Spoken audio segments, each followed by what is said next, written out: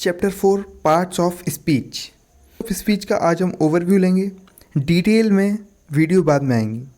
तो parts of speech होते क्या है, ये एक वर्ड्स होते हैं। पार्ट्स ऑफ स्पीच असल में वर्ड्स होते हैं जो डिफरेंट काइंड से क्लास में डिवाइड होते हैं। इसके 8 टाइप होते हैं: noun, adjective, pronoun, verb, adverb, proposition, conjunction, interjection. तो इनको हम आज ओवरव्यू लेंगे इन सारे पार्ट्स का, और डिटेल में इसकी बाद में वीडियो आ जाएगी। तो सबसे पहला है नाउन। तो नाउन क्या होता है? नाउन किसी पर्सन, प्लेस, थिंग का नाम होता है। Noun is a word used as the name of person, place और thing. For example, Akbar was a great king. तो इसमें अकबर क्या हो गया? नाउन हो गया, और किंग भी नाउन हो गया। ये हो गया प्रॉपर नाउन, ये हो गया common noun. Kolkata is on the Hooghly.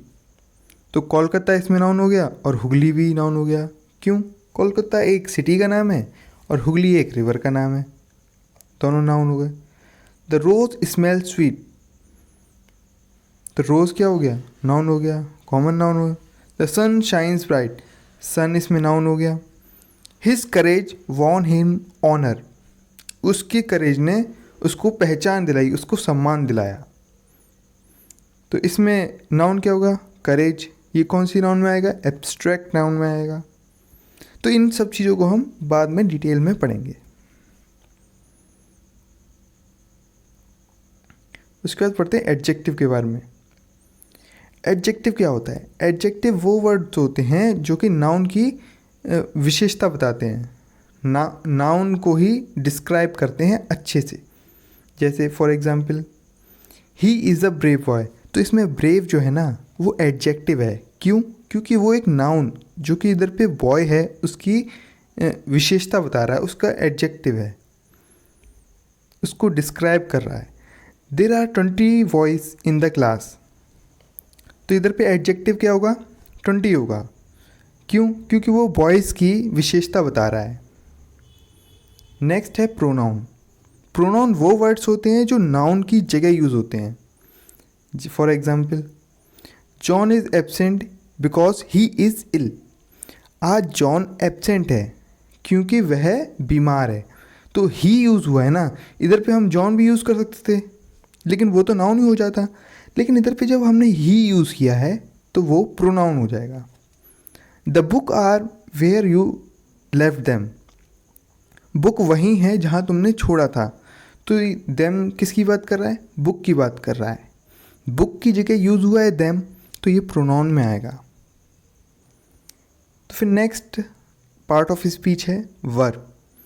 Verb वो वर्ड होते हैं जो कि एक एक्सप्रेशन ऑफ एक्शन के एक्सप्रेशन को जताते हैं।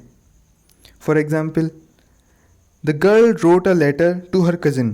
तो रोट इसमें जो है वो वर्ब है। लड़की क्या कर रही है? एक लेटर लिख रही है। अब क्या कर रही है? लिख रही है। तो यही एक वर्ब है। Kolkata is a big city. Kolkata एक बिग सिटी है तो है, तो इज़ इसमें क्या आएगा? वर्ब आएगा। Iron and copper are useful metal. तो इसमें आर क्या हो जाएगा? वर्ब हो जाएगा। एंड क्या होगा? कंजक्शन होगा, वो बाद में हम पढ़ेंगे। तो एडवर्ब क्या हो जाएगा? Adverb is a word which add something to the meaning of verb. अब जो वर्ब होता है उसको डिस्क्राइब करने के लिए एडवर्ब बोला जाता है। एडवर्ब देखिए ना, एड वर्ब, जो वर्ब में कुछ ऐड करे उसको एडवर्ब बोलते हैं।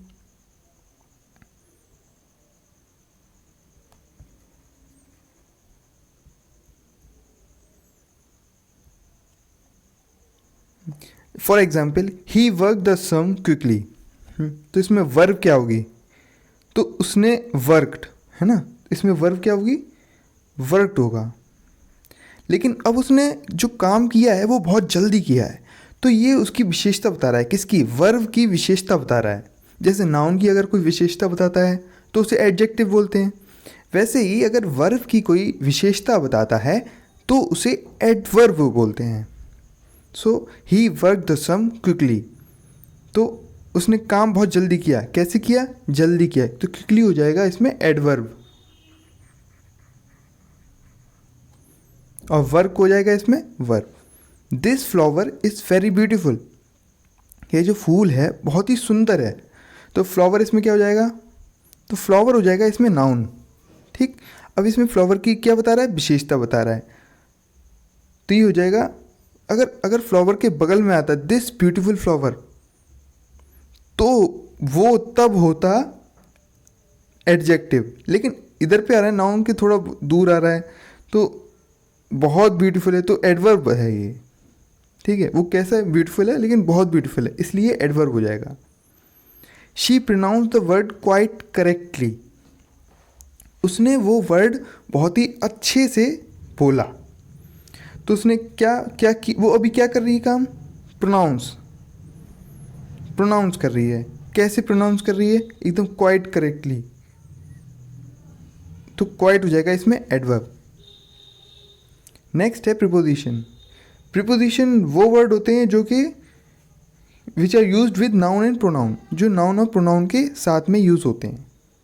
For example, there is a cow in the garden, garden में काव है, तो इन द गार्डन हो जाएगा, इन हो जाएगा preposition. The girl is fond of music, लड़की को म्यूज़िक बहुत पसंद है, तो इसमें ऑफ प्रीपोजिशन हो जाएगा। A fair little girl sat under a tree, एक छोटी सी प्यारी सी लड़की एक पेड़ के नीचे बैठी है, तो अंडर हो जाएगा इसमें प्रीपोजिशन। नेक्स्ट है कंजक्शन। तो कंजक्शन वो वर्ड होते हैं जो दो सेंटेंस या दो वर्ड को जोड़ते हैं। For example, Ram and Hari are cousins, तो राम एंड हरी ये दो वर्ड हैं, इनको जोड़ रहा है एंड, तो ये एंड हो जाएगा कंजक्शन। 2 and 2 मेक 4, 2 और 2 को कौन जोड़ रहा है, एंड जोड़ रहा है। 2 और 2 4 होते हैं, तो एंड इसमें क्या हो जाएगा, कंजक्शन हो जाएगा। I ran fast but miss the train, अब देखो इसमें दो सेंटेंस जुड़ रहे हैं। आई रेन फास्ट, मैं बहुत तेज़ भागा लेकिन मैंने ट्रेन को मिस कर दिया। ऐसा भी हो सकता है, I ran fast and I miss the train, लेकिन एंड नहीं आएगा, लेकिन but I miss the train, but miss the train, इसी है। इंटरजेक्शन क्या होते हैं, वो एक्सप्रेशन जो सडन फीलिंग को एक्सप्रेस करे, वो उन्हें कहा जाता है interjection. For example, hurray we have won the match, हमने मैच जीत लिया है। अलास शी इज डेड, ये दुख है, बहुत बड़ा सदमा, गहरा सदमा लगा उसे, तो अलास। तो some modern grammar include determiners among the parts of speech. Determiners are words like a and the, this, that, these, those, each, some, any, my, his, etc. which determine or limit the meaning of a noun that follows in the book.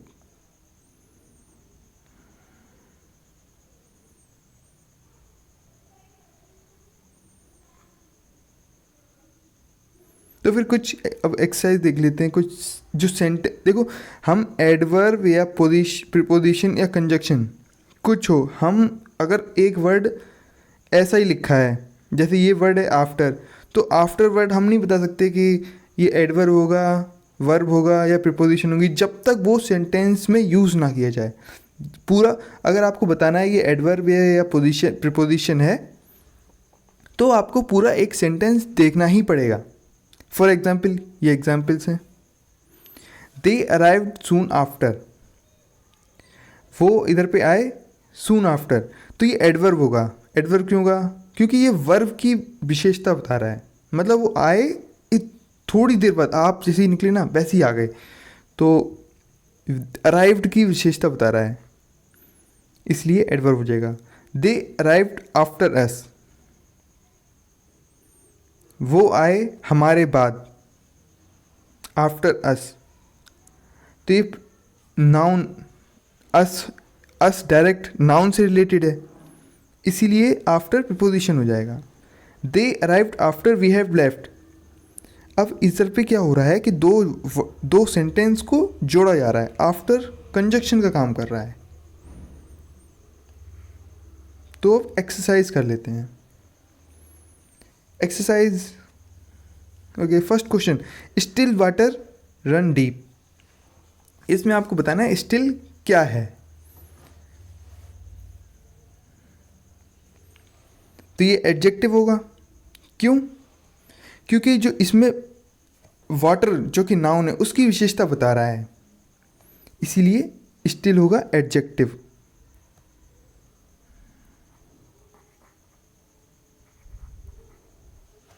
He still lives in that house. इसमें आपको बताना है कि still क्या है। तो still इधर पे एडवर्ब है, क्योंकि वो जो मतलब है लिव्स का मतलब बता रहा है, वो अभी भी रहता है, वो रहता है, ये वर्ब हो गया, ये लिव्स क्या है, वर्ब हो गया। वो कब से रह रहा है, वो अभी भी रहता है, इसीलिए ये हो जाएगा एडवर्ब। तो थर्ड क्वेश्चन है, after the storm comes a काम। बहुत बड़े तूफान के बाद शांति छा गई। तो इसमें आपको बताना है कि आफ्टर क्या है।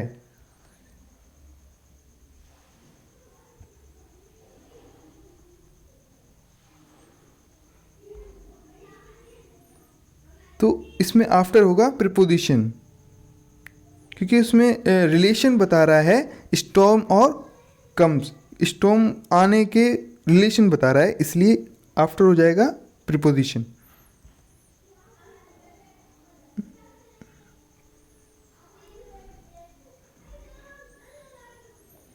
The after effects of the drug are bad.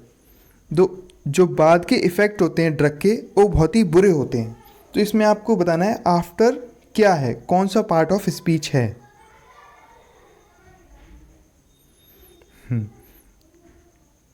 I hope आप सभी के सभी आंसर अटेम्प्ट कर रहे हैं, क्वेश्चंस अटेम्प्ट कर रहे हैं।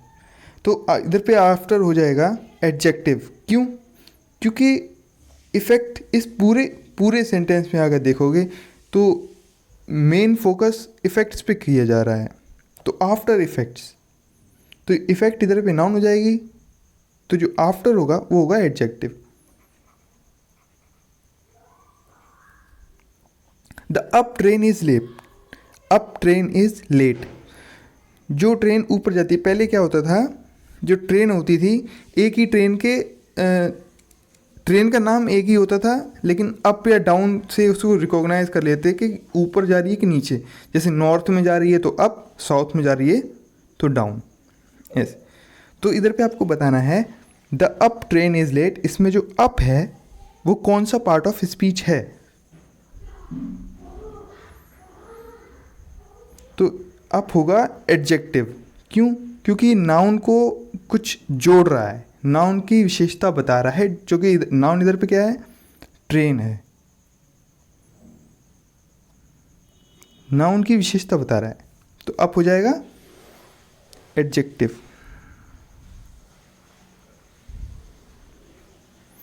It weighs about a pound. ये वजन करता है कितना, 1 पाउंड के बराबर। तो इसमें आपको ये बताना है कि अबाउट ये क्या, कौन सी पार्ट ऑफ स्पीच है।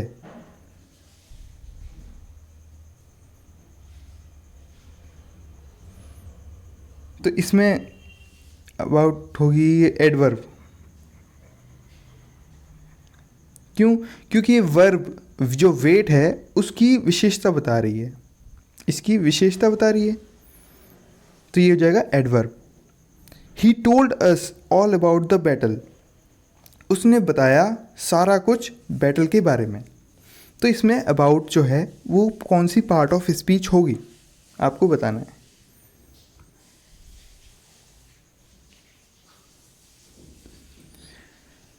तो अबाउट इसमें होगी प्रीपोजिशन। क्यों?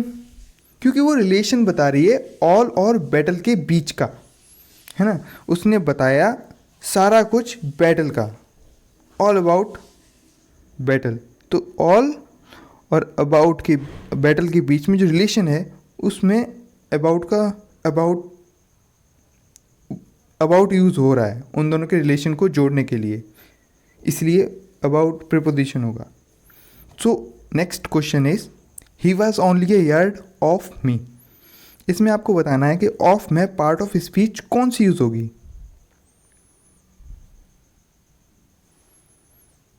तो इसमें भी प्रीपोजिशन यूज होगी क्योंकि इसमें रिलेशन बता रहा है किसका, यार्ड और मी का। वो मेरे से 1 यार्ड पीछे था, तो ये प्रीपोजिशन हो जाएगा।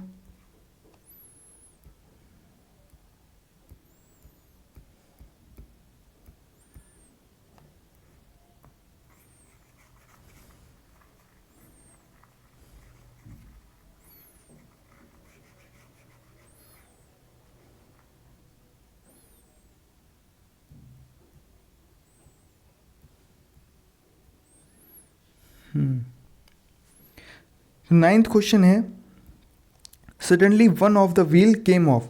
अचानक से एक जो पहिया था वो बाहर आ गया।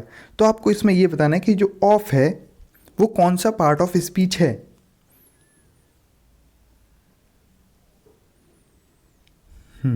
आपने बता दिया होगा अभी तक कि एडवर्ब है। क्यों एडवर्ब क्यों है? क्योंकि देखो इस पे suddenly one of the wheel came of, अचानक से एक जो पहिया है वो बाहर आ गया। अब इसमें वर्ब क्या होगी? वर्ब होगा बाहर आना, केम। तो उसी के बारे में बता रहा है भैया कि वो बाहर आ गया, तो ये हो जाएगा एडवर्ब। 10th क्वेश्चन है, Mohammedan fast in the month of Ramzan. जो मोहम्मदन लोग होते हैं वो फास्ट रखते हैं रमज़ान के महीने में। तो इसमें जो फास्ट है ये कौन सा पार्ट ऑफ स्पीच होगा, आप बताइए।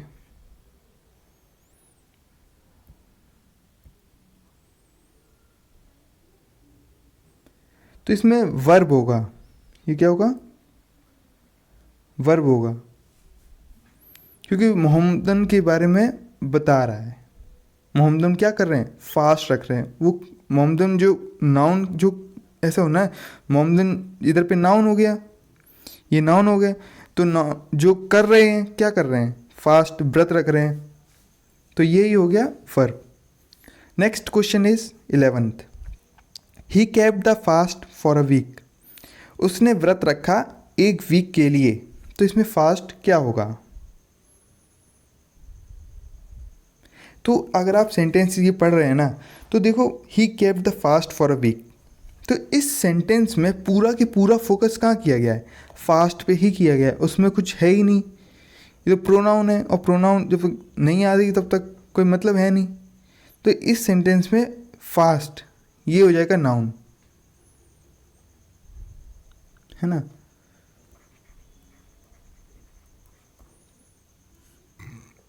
He is on the committee. तो इसमें आपको बताना है कि ऑन कौन सा पार्ट ऑफ स्पीच है।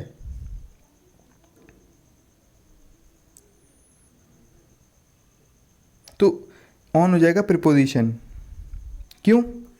क्योंकि ऑन, ही इज और कमिटी के बीच के जो रिलेशन है ना, वो ऑन जोड़ रहा है, मतलब रिलेशन बना रहा है कोई सा। अगर जोड़ नहीं रहा है, जोड़ता तो फिर कंजक्शन बोल रहा था। So question number 13, let us move on. चलो हम आगे बढ़ते हैं। तो ऑन कौन सा पार्ट ऑफ स्पीच होगा? 13th question.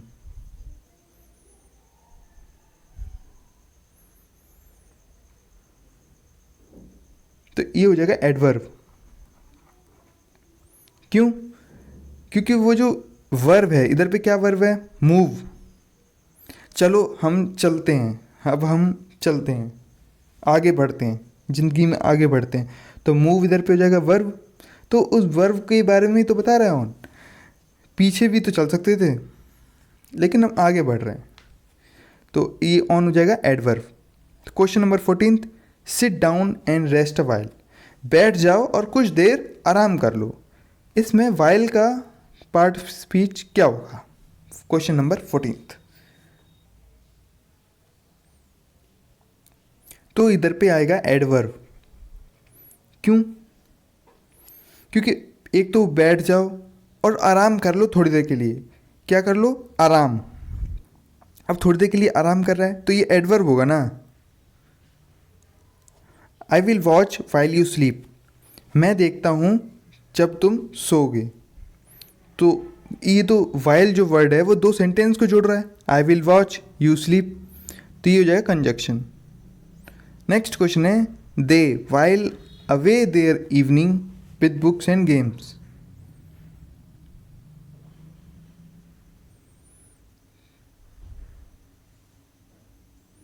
तो ये इधर पे वाइल हो जाएगा वर्ब। क्यों? क्योंकि वो दे इसके बारे में बता रहा है कुछ। So thank you and have a nice day. Parts